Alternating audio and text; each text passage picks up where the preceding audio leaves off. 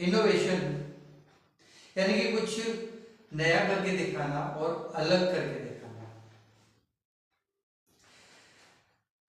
ये इनोवेशन करने वाला जो इनोवेटर होता है उसकी अप्रोच क्या होती है, वो किस ट्रैक पर चलता है, किस तरह से चलता है, अपने रास्ते में आने वाली चीज़ों को किस तरह से लेता है, ये बहुत स्टडी किया और आगे भी स्टडी करना बाकी है, क्योंकि ये एक ऐसा टॉपिक है जिसमें मैटर समअप तो हो लेकिन ज़्यादा से ज़्यादा कलेक्टिव अप्रोच वाला हो।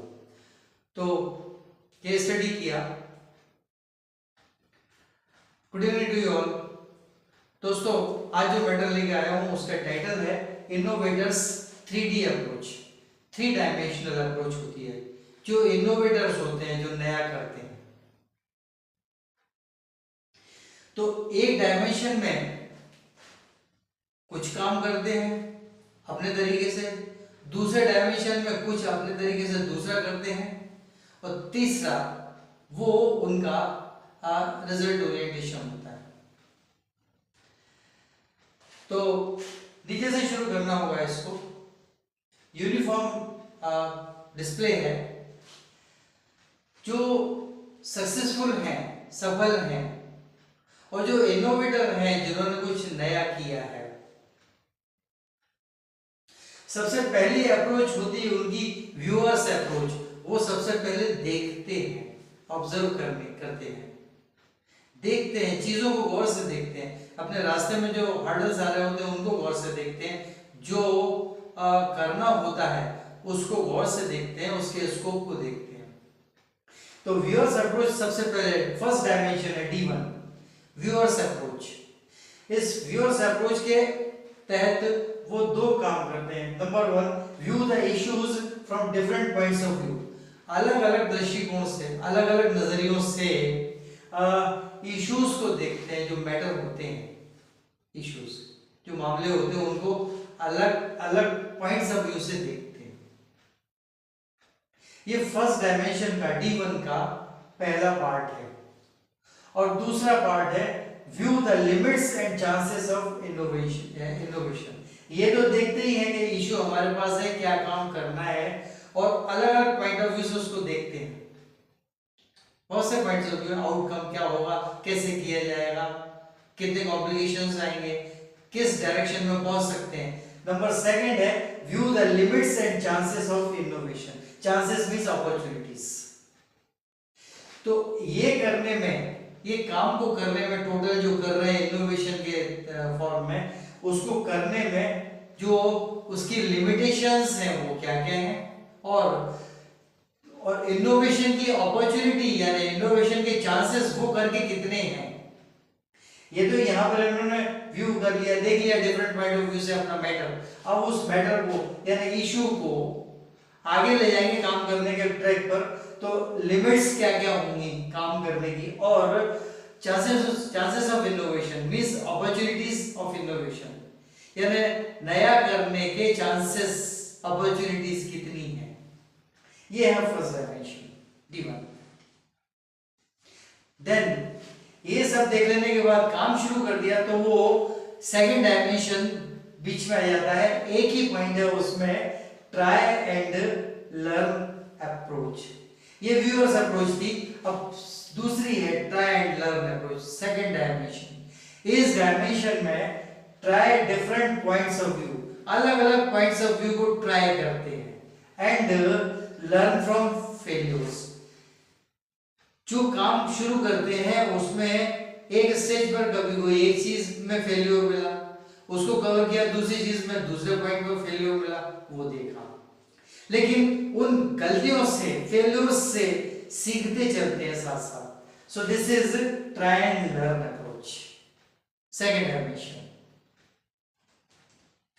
Now the third dimension, last, this is achievers dimension, pushing back the barriers. अब यहां पर आकर इतना कुछ सीख लिया है, गलतियों से सीख लिया है, और चांसेस ऑफ इनोवेशन ज्यादा मिल गए हैं।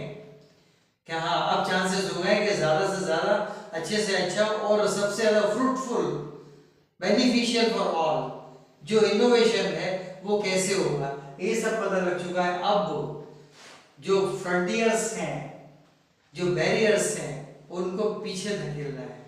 ये थर्ड डायमेंशन है, दिस इज अचीवर्स डायमेंशन।